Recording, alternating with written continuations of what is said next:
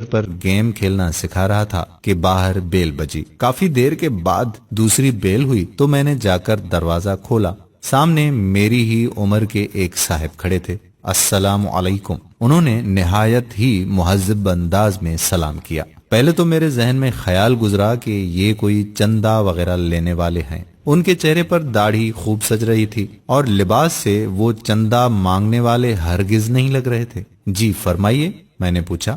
کہنے لگے کہ آپ طاہر صاحب ہیں؟ میں نے مختصراً جواب دیا، جی وہ مجھے رفیق صاحب نے بھیجا ہے، غالباً آپ کو کرایہ دار کی ضرورت ہے۔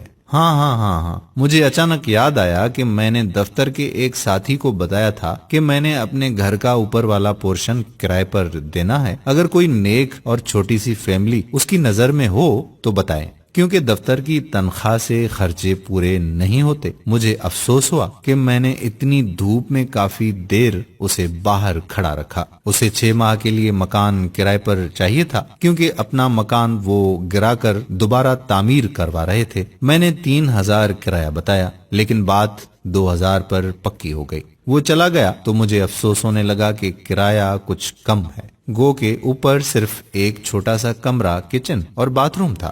مجھے اپنی بیوی کا دھڑکا لگا ہوا تھا کہ اسے معلوم ہوگا تو کتنا جھگڑا ہوگا، اور وہی ہوا۔ بقول اس کے کہ 2000 تو صرف بچوں کی فیس ہے۔ مجھے اس نے کافی برا بھلا کہا اور میں چپ چاپ سنتا رہا اور اپنی قسمت کو کوستا رہا۔ میں نے ایم ایس سی بہت اچھے نمبروں سے کیا تھا، اس لیے فوراً نوکری مل گئی۔ نوکری ملی تو شادی بھی فوراً ہی ہو گئی۔ میری بیوی بھی بہت پڑھی لکھی تھی، وہ بھی ایک انگریزی اسکول میں پڑھاتی تھی۔ ہمارے 3 بچے تھے، مگر گزارا مشکل سے ہوتا تھا۔ اگلے ہی دن وہ صاحب اور ان کی بیوی بچے ہمارے گھر شفٹ ہو گئے۔ ان کی بیوی نے مکمل شرعی پردہ کیا ہوا تھا۔ دونوں بڑے بچے بہت ہی مہذب اور خوبصورت تھے، چھوٹا گود میں تھا۔ کچھ دنوں بعد ایک دن میں دفتر سے آیا تو میری بیوی نے بتایا کہ میں نے بچوں کو کرایہ دار خاتون سے قرآن مجید پڑھنے کے لیے بھیج دیا ہے۔ اچھا پڑھاتی ہیں، ان کے اپنے بچے اتنی خوبصورت تلاوت کرتے ہیں۔ مزید کچھ دن بعد میں نے ان کے ایک بیٹے سے تلاوت سنی تو پہلی مرتبہ میرے دل میں خواہش ابھری کہ کاش ہمارے بچے بھی اتنا اچھا قرآن مجید پڑھیں۔ ایک دن میں باہر جانے لگا تو اپنی بیوی سے پوچھ ہی لیا کہ وہ پارلر جائے گی تو لیتا چلوں، کیونکہ پہلے تو 2 مہینے میں 3-4 مرتبہ پارلر جاتی تھی اور اس مہینے میں ایک بار بھی نہیں گئی تھی۔ اس نے جواب دیا کہ پارلر فضول خرچی ہے، جتنی خوبصورتی چہرے پر 5 بار وضو کرنے، نماز اور تلاوت سے آتی ہے کسی چیز سے نہیں آتی۔ اگر زیادہ ضرورت ہو تو گھریلو استعمال کی چیزوں سے ہی چہرے پر نکھار رہتا ہے۔ ایک روز میں کیبل پر ڈرامہ دیکھ رہا تھا تو میرے چھوٹے بیٹے نے مجھے بغیر پوچھے ٹی وی بند کر دیا اور میرے پاس آ کر بیٹھ گیا۔ بابا، یہ بیکار مشغلہ ہے، میں آپ کو اپنے نبی حضرت محمد صلی اللہ علیہ وآلہ وسلم کا ایک واقعہ سناؤں؟ مجھے غصہ تو بہت آیا، لیکن اپنے بیٹے کی زبانی جب واقعہ سنا تو میرا دل بھر آیا۔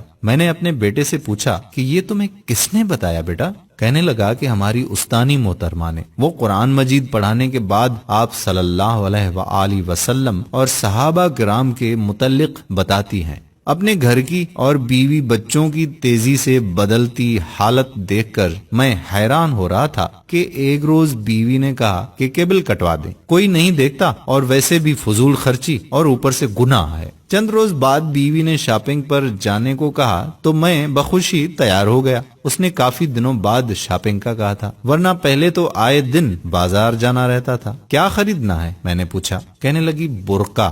میں نے کہا کیا برقع؟ میں ہنسا تو وہ بولی، پہلے میں کتنے ہی غیر شرعی کام کرتی تھی، آپ نے کبھی مذاق نہیں اڑایا تھا، اب اچھا کام کرنا چاہتی ہوں تو آپ کو مذاق سوچ رہا ہے۔ میں کچھ نہ بولا۔ پھر چند دن بعد اس نے مجھے کافی سارے پیسے دیے اور کہا کہ فریج کی باقی قیمت ادا کر دیں تاکہ مزید قسطیں نہ دینی پڑیں۔ اتنے روپوں کی بچت کیسے ہو گئی؟ وہ مسکرائی، کہنے لگی بس ہو گئی۔ جب انسان اللہ تعالیٰ کے بتائے ہوئے احکام پر چلنے لگے تو برکت خود بخود ہو جاتی ہے۔ یہ بھی وہ کرایہ دار خاتون نے بتایا ہے۔ سکون میرے اندر تک پھیل گیا۔ میری بیوی اب نہ مجھ سے کبھی لڑی نہ شکایت کی، بچوں کو وہ گھر میں پڑھا دیتی ہے، خود بچوں کے ساتھ قرآن مجید تجوید سے پڑھنا سیکھ رہی تھی، وہ خود نماز پڑھنے لگی اور بچوں کو سختی سے نماز پڑھنے بھیجتی۔ مجھے احساس ہونے لگا کہ نجات کا راستہ یہی تو ہے۔ پیسہ اور آرائش سکون نہیں دیتا، اطمینان تو بس اللہ کی یاد میں ہے۔ مجھے اس دن 2000 کرایہ تھوڑا لگ رہا تھا، آج سوچتا ہوں تو لگتا ہے کہ وہ تو اتنا زیادہ تھا کہ آج میرا گھر سکون سے بھر گیا ہے۔ دوستو، دلوں کا سکون تو صرف اللہ کی یاد میں ہے۔ اگر یہ ویڈیو اچھی لگے تو ایک لمحہ ضائع کیے بنا شیئر کر دیں، کیونکہ آج کل ہمارے گھروں میں پیسہ تو کافی آ گیا ہے لیکن سکون نہیں۔ ہماری ویڈیو کتنی اچھی لگی کتنی نہیں، کمنٹ باکس میں ضرور آگاہ کریں۔ جزاک اللہ خیرہ۔ السلام علیکم ورحمۃ اللہ وبرکاتہ۔